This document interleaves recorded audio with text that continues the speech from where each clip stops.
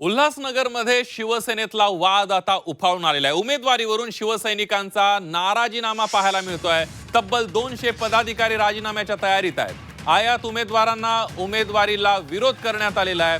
उल्हासनगरमध्ये शिंदेच्या शिवसेनेच्या अंतर्गत गटबाजी आणि नाराजी चव्हाट्यावर आली आहे। पक्षाचे 200हून अधिक पदाधिकारी आणि कार्यकर्ते जाहीर राजीनामे देण्याच्या तयारीत असल्यानं राजकीय वर्तुळात खळबळ उडाली आहे। प्रभाग क्रमांक 10 मध्ये शिवसैनिकांनी शाखेसमोर जोरदार निदर्शनं करत स्थानिक उमेदवारांना प्राधान्य द्या, उमेदवार आयात करू नका या मागणीसाठी आंदोलन केलं आणि यावेळी जोरदार घोषणाबाजी करण्यात आली आहे। गेल्या निवडणुकीमध्ये या प्रभागातून आयात केलेल्या उमेदवाराला तिकीट देऊन नगरसेवक बनवल्याचा आरोप शिवसैनिक करतायत। मात्र त्यांच्या संपूर्ण 5 वर्षांच्या कार्यकाळात ते ना प्रभागात दिसले ना नागरिकांच्या समस्यांकडे त्यांनी लक्ष दिलं।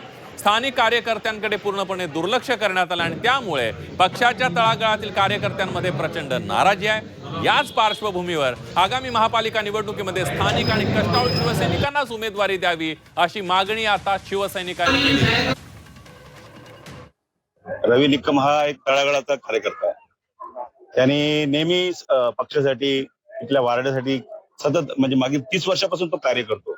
मागच्या वेळेस पण 2017ला सगळ्यांनी आश्वासन दिलं होतं आणि त्यांनी पूर्ण तयारी केली होती किंवा उमेदवारी मिळावी म्हणून। आणि पक्षाचा आदेश आला आणि त्याला विचारायला उमेदवारी नाही मिळाली। पण यावेळेस तर असं झालं नाही। आम्ही सामूहिक राजीनामा देणार आहे मी ठामपणे सांगतो।